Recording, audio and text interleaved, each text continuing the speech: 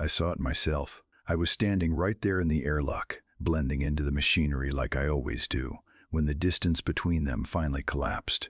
It wasn't the kind of embrace you see in the trids, all soft lighting and swell of music. This was desperate. It was the friction of two worlds colliding.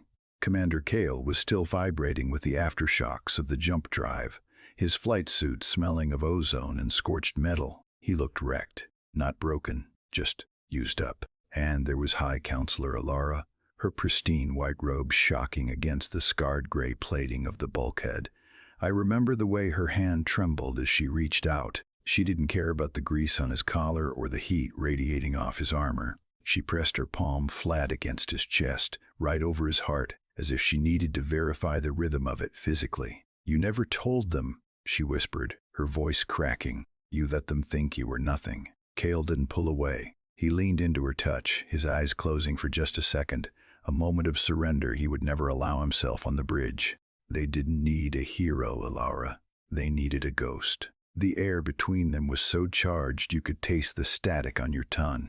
But to understand why the elegant voice of the Concordat was crying over a man the Senate called a scavenger, you have to go back. You have to understand the lie. Truth is, the first time they met, I didn't think they'd survive the conversation, let alone end up here. It was 3 months prior, in the Grand Conclave. The Vract Empire had just finished glassing the rim worlds, and the smell of fear in that polished golden hall was sharper than the recycled air. I watched the Terran delegation walk in. They didn't march, they sauntered. Their uniforms were mismatched. Their gear looked 3 generations out of date, and their ships parked in the docking bay looked like flying scrap heaps compared to the sleek, pearl-white cruisers of the Concordat. The Senate laughed. Actually laughed. I saw Alara on the podium, looking down at Kale with this mix of pity and frustration. "We offer our fleet," Kale had said, his voice rough like gravel in a mixer. "We know the trade routes. We can hit the supply lines." The High Admiral scoffed, waving a manicured hand. "We do not need scavengers to fight our wars, Commander. If you wish to assist, you may handle waste extraction and debris clearance in the rear guard. Leave the fighting to the professionals." I expected Kale to shout. I expected him to storm out, but he didn't. He just stood there, unmoving, his eyes locking onto Alara's. And that's when I saw the first spark. Alara came down to hand him the data pad with the insulting orders. It was a humiliation, plain and simple. But as she passed the device to him, their fingers brushed. Just for a split second, I saw Kale's jaw tighten. I saw Alara pause, her breath hitching as she really looked at the man beneath the battered exterior. Up close, she must have seen what I saw, the focus, the terrifying calm of a predator waiting for the cage to open. "Waste management," Kale repeated, taking the pad. His voice dropped, low enough that only she and I could hear. "Fine, we'll clean up the mess." He wasn't talking about debris. The galaxy saw old metal. The enemy saw ruin. I watched the war unfold from the comms deck, and let me tell you, it didn't make sense. Not at first. The Concordat's shiny white dreadnoughts were trading broadsides with the Vrak, taking heavy losses, looking for a clean, honorable fight. But the Vrakt, their shields just stopped working. Their ammo depots detonated without a single incoming missile signature. Their flagship drifted dead in the void. Engines cold, its fuel reserves mysteriously vented into space. The High Command was baffled. They were patting themselves on the back, talking about tactical superiority. But I saw the raw data feeds. I saw the ghost signals. While the Senate debated strategy in their air-conditioned chambers, the Terrans were out there in the dark.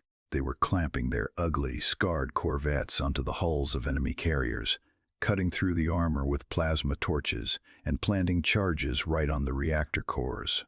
They weren't fighting a war. They were dismantling a machine, piece by piece. And now, back in that airlock, the truth was finally out. Alara pulled back just an inch, her eyes searching Kale's tired face. She had the data pad in her other hand, the casualty list. It was a long list. "The Void Wraiths," she said, testing the name the Vract survivors had whispered in their interrogations. "That was you. All along while we mocked you. You were bleeding for us." Keo looked away, staring at the floor grating. He shifted his weight, and I heard the groan of his boots against the deck. We didn't do it for the Concordat, Alara. We did it because the rim worlds were defenseless. We did it because nobody else would get their hands dirty. The Senate wants to give you a commendation, she said, though her voice sounded hollow. She knew the answer before she asked.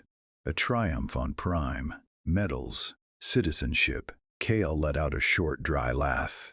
It sounded like metal scraping on stone. He gently took her hand from his chest and held it for a moment, his rough, calloused fingers against her smooth skin. The contrast was heartbreaking. We aren't soldiers, Councilor. We're scavengers. Remember? He released her hand, stepping back toward the hatch. And scavengers don't march in parades. We just move on to the next wreck. They vibrate beneath my feet. His ship was already spooling up, ready to burn hard for the outer dark. Stay, Alara breathed. It wasn't an order. It was a plea. He paused in the doorway. For a second, just a second, I thought he might. I saw the longing in his eyes, the terrible weight of wanting to rest, to let someone else carry the load. But then the mask slid back into place. They didn't want a seat at the table, Alara, he said softly, quoting the whisper that was already spreading through the fleet. Just a clear shot. The hatch cycled shut with a heavy final thud. Alara stood there for a long time, staring at the sealed metal. I don't think she noticed the tears running down her face. Outside the viewport, I watched the Terran fleet break formation. No formation lights, no transponders. They just faded into the starfield, silent as the grave. The Concordat claimed the victory, of course. They built statues and held banquets. But I remember the way she touched his heart, and I know who really saved us. True heroism isn't about the applause. It's about doing the work when no one is watching, and leaving before they can thank you.